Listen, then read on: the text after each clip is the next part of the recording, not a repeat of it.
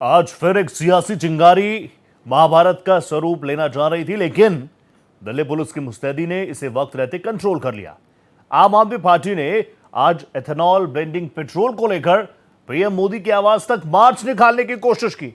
रोके जाने पर बीच में ही धरने पर बैठ गए।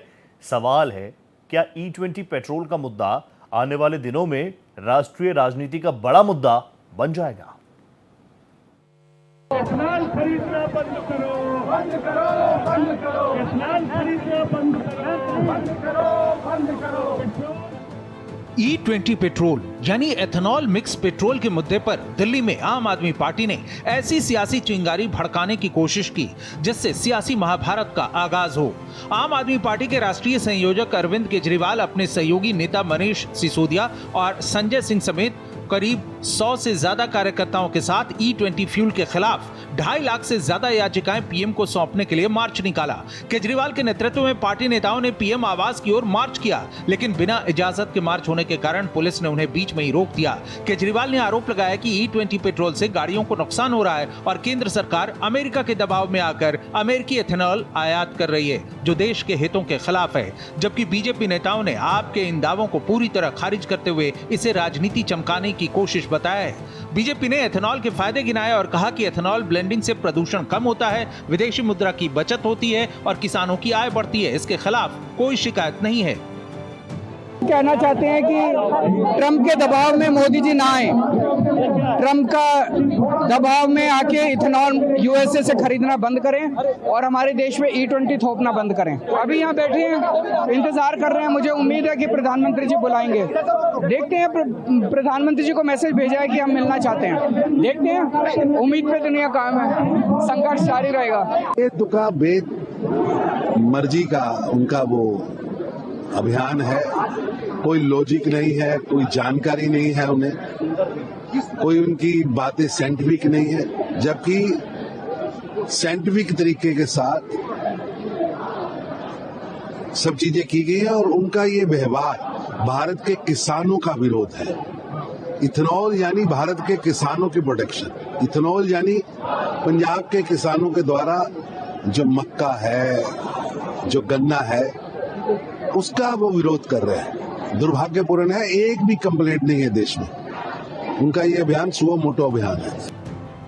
दिल्ली पुलिस की तरफ से इस मार्च को रोके जाने के बाद अरविंद केजरीवाल, मनीष सिसोदिया, संजय सिंह और जैस्मिन शाह समेत आप के तमाम बड़े नेता फिरोज शाह रोड पर ही धरने पर बैठ गए और प्रधानमंत्री से मिलने की मांग पर अड़ गए। इन लोगों ने सरकार से पेट्रोल पंप पर सादे पेट्रोल और E20 का विकल्प देने की मांग की है। साथ ही E20 को सस्ता करने और पेट्रोल की कीमत 84 रुपए प्रति लीटर से कम करने की मांग की गई है।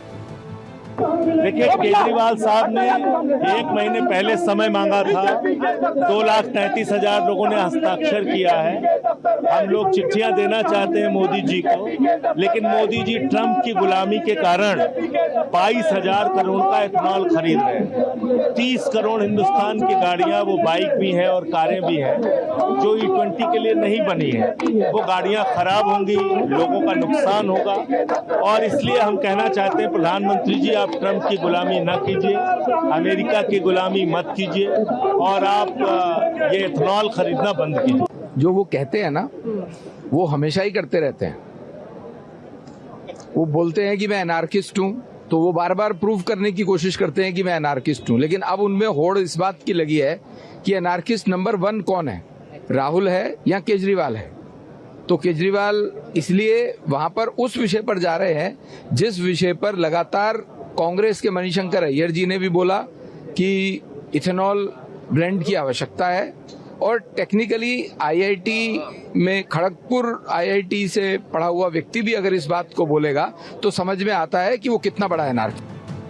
केजरीवाल के इस विरोध प्रदर्शन के बाद देश में E20 पेट्रोल को लेकर सियासी बहस तेज हो गई है। अरविंद केजरीवाल ने केंद्र सरकार की नीति पर सवाल उठाते हुए बड़े आंदोलन की चेतावनी दी है, जबकि बीजेपी ने केजरीवाल से सबूत मांगते हुए कहा है कि वे 100 ऐसी गाड़ियां पेश करें जो एथेनॉल के कारण खराब हुई हों और उनके पास ऑटोमोबाइल इंजीनियर का प्रमाण पत्र भी हो।